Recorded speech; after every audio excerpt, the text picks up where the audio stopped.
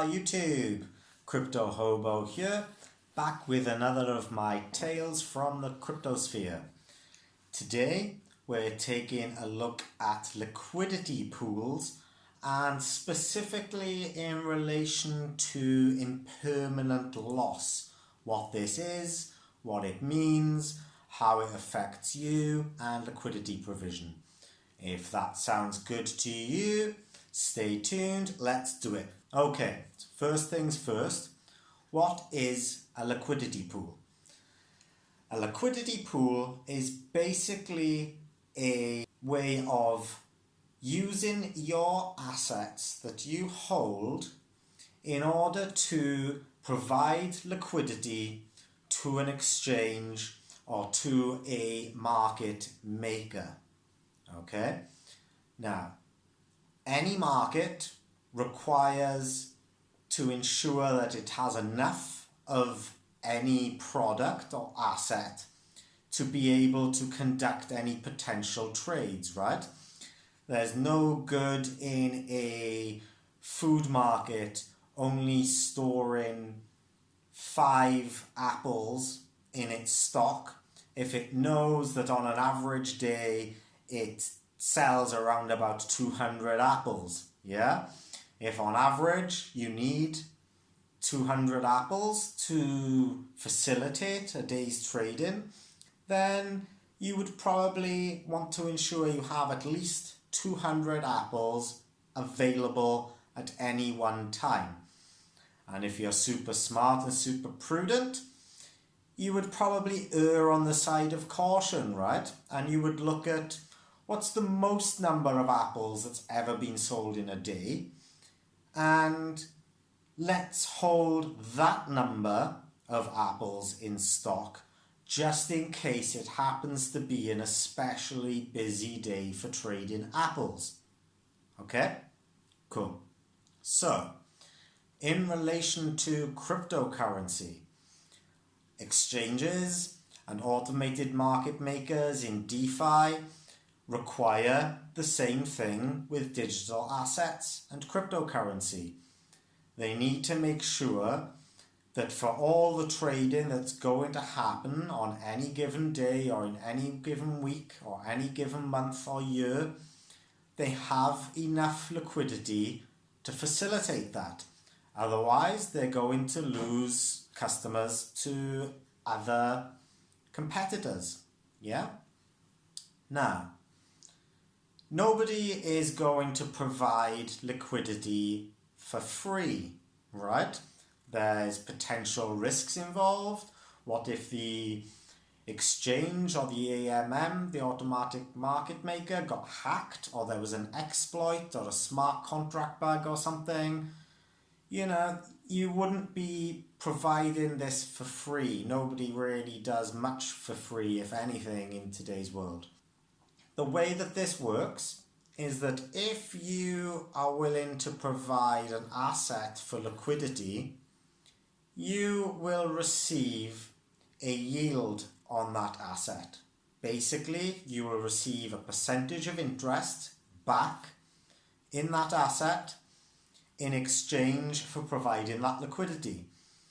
And this yield, this interest, is generated from the transaction fees that are paid by the people who are actually using the liquidity you are providing to trade. Yeah?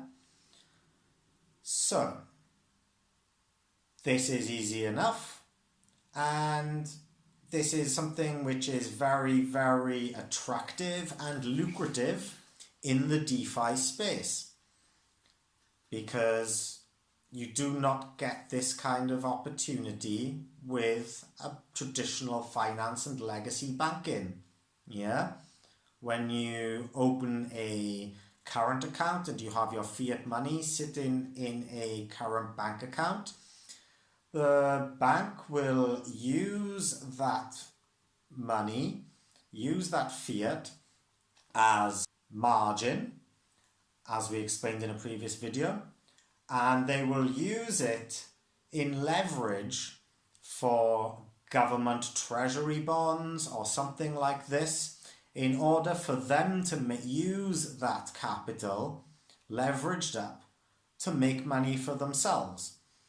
And in recent years in particular, the amount that the bank will actually pay you in exchange for providing them liquidity, right, is very, very, very minimal.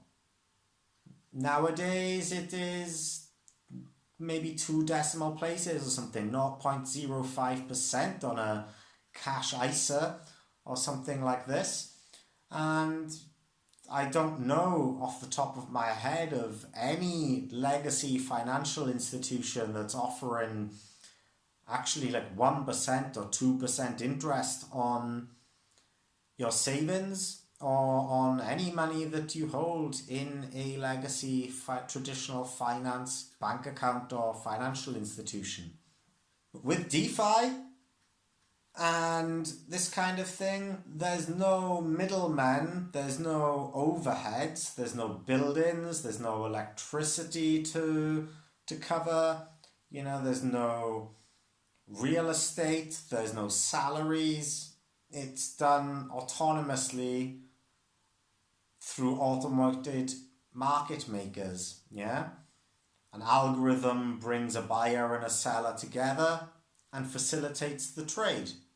So there's less friction and there's less value being lost from this ecosystem. As a consequence, all of those fees which are charged for the transactions can be distributed to the people who are providing the liquidity. Okay, this all sounds great. So, what is the drawback? Well, one of the major drawbacks is something called impermanent loss.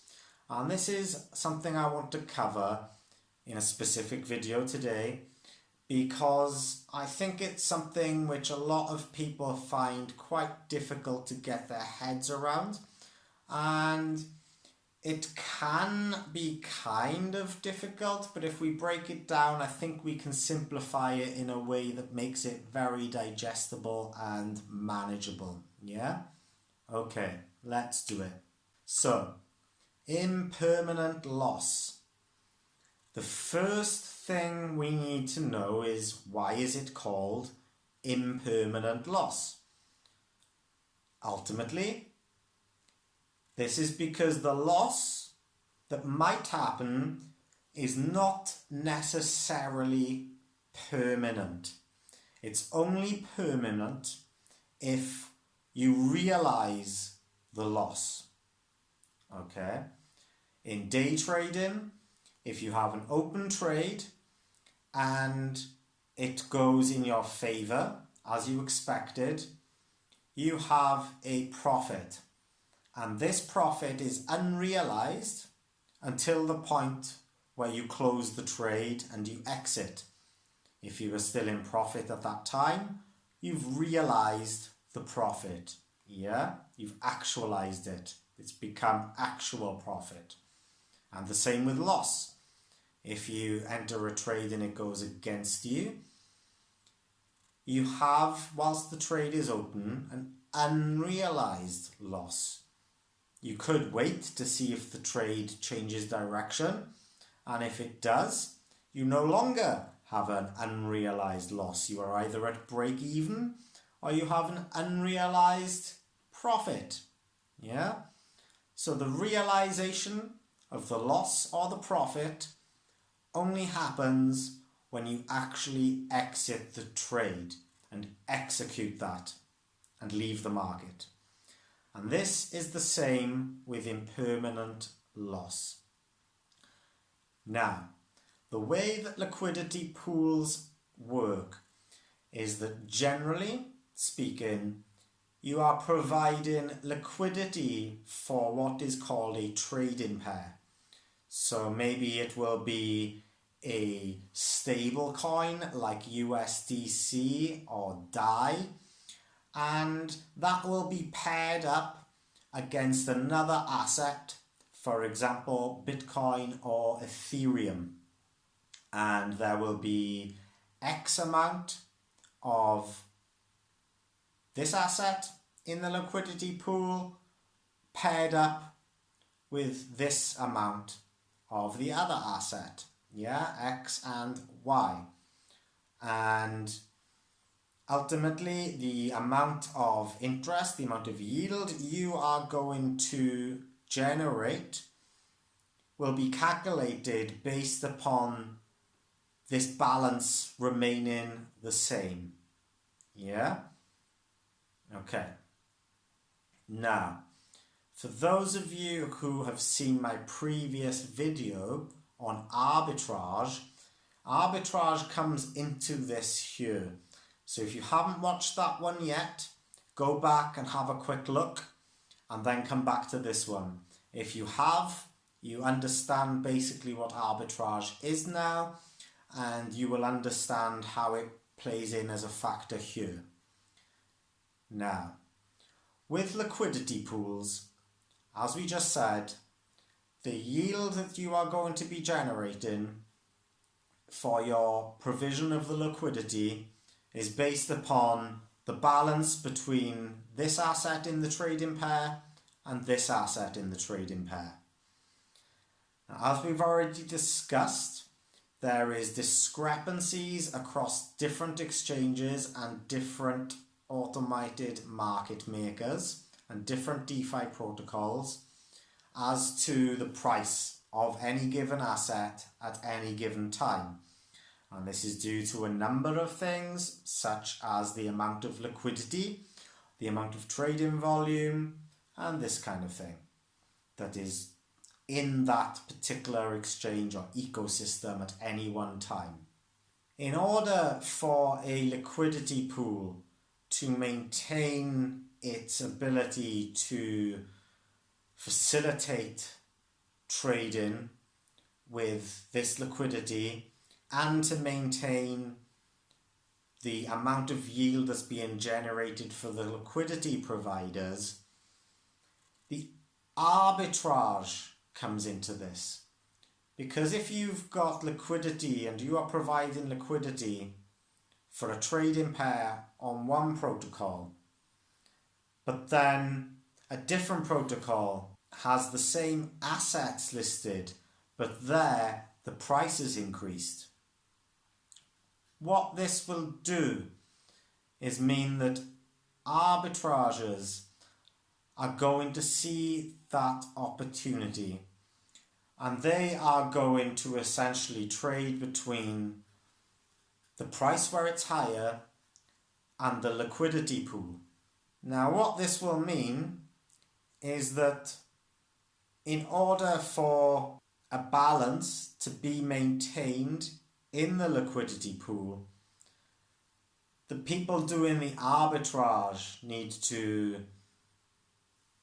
take some from somewhere, probably in the liquidity pool where it's cheaper, and they're going to go sell it somewhere like Coinbase or wherever that it's more expensive.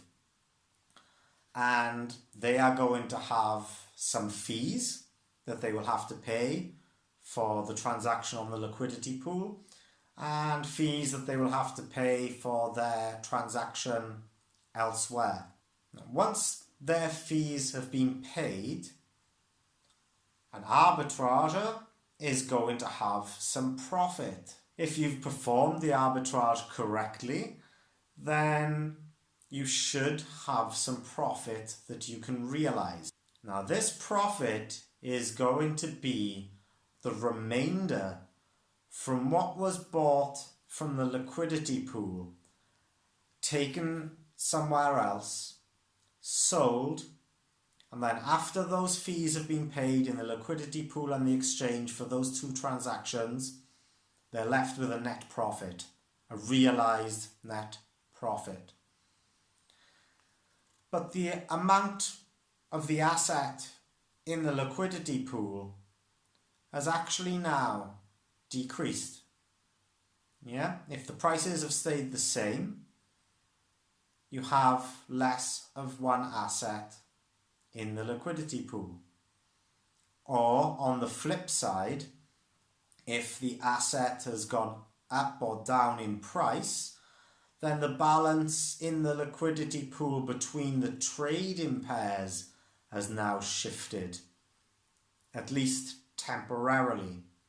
Yeah. Now, if this situation happened and you have been providing liquidity into this liquidity pool, then you may notice at some point that the amount of assets you have in this liquidity pool has decreased slightly since you started providing the liquidity. This is what the impermanent loss is. If you see that has happened and you decide to withdraw your liquidity, you are going to realize that loss, and that loss becomes a permanent loss at that point, just as it would during an open trade.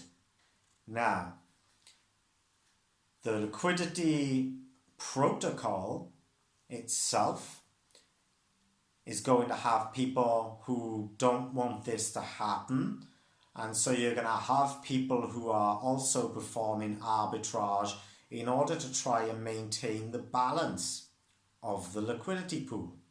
If the balance is restored and weighted in a way where the ratio between the two assets is now rebalanced to the way it was at the beginning, then the impermanent loss has now disappeared and things are, for all intents and purposes, the same as they were before. Okay? Plus, you have your yield, the interest you've accrued from providing that liquidity.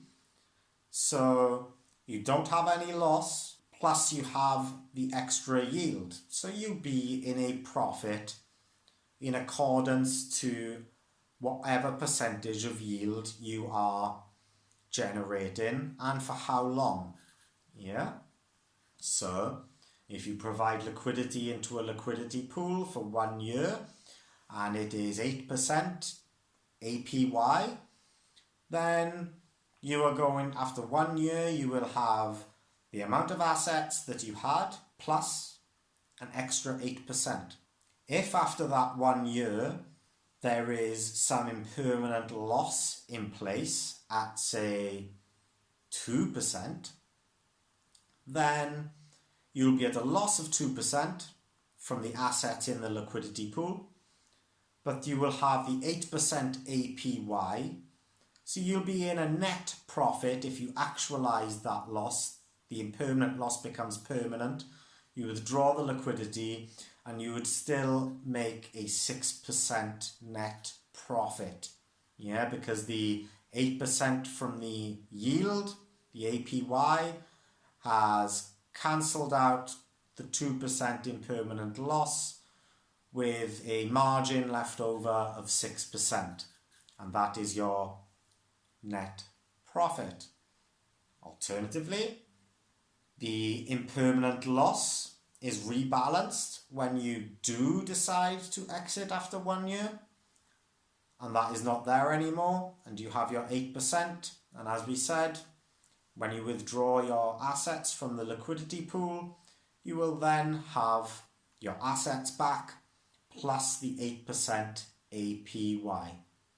And this is something really that you have to bear in mind and keep an eye on, because the volatility of different assets really fundamentally impacts the risks that you face with impermanent loss.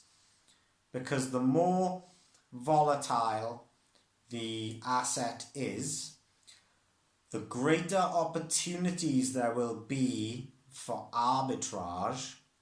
And if there's greater opportunities for arbitrage, then generally there's going to be a higher risk of the liquidity pool experiencing some form of impermanent loss. Because, as we said in the previous video, arbitrage is a fairly low risk opportunity to make some profits, and people aren't likely to turn down low risk profit opportunities. Yeah? So arbitrageurs are smart. They will take these opportunities when they present themselves. And us as liquidity providers into LP pools need to be aware of this to ensure that we are picking liquidity pools that have trading pairs that we understand the volatility of, and we understand the potential risk for impermanent loss to happen during the time it takes for us to provide the liquidity and our time horizon for exiting. Yeah. And also we need to be quite prudent in calculating whether we anticipate any potential impermanent loss will offset our expected APY, and to what degree.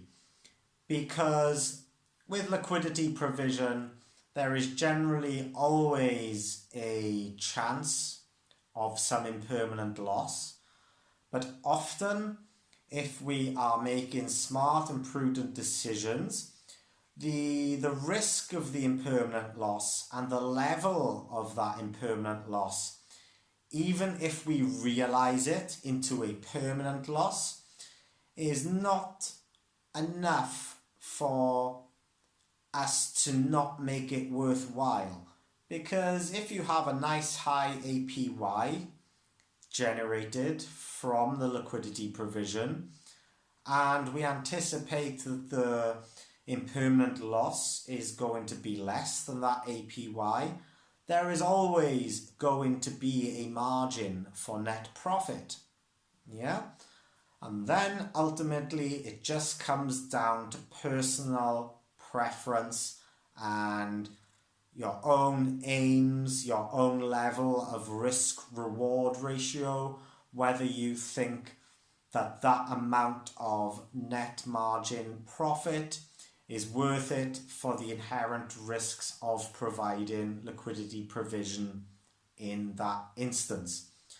This is going to change with every LP pool. It's going to change for every person.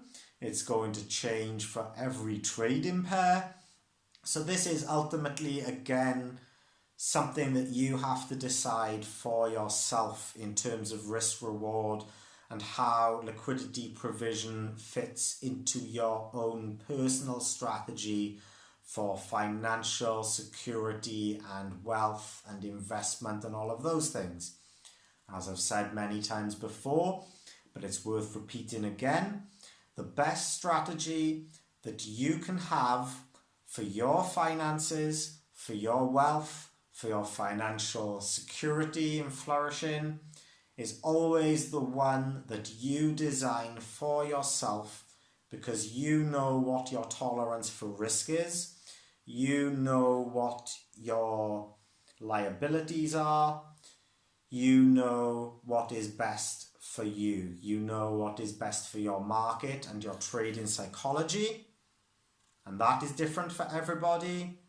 Everybody has a different tolerance level and thresholds, and we must, in order to be safe and prudent in what we do, we must be humble, be honest with ourselves, and allow this to be the foundations for our optimal individualized trading and investment strategy.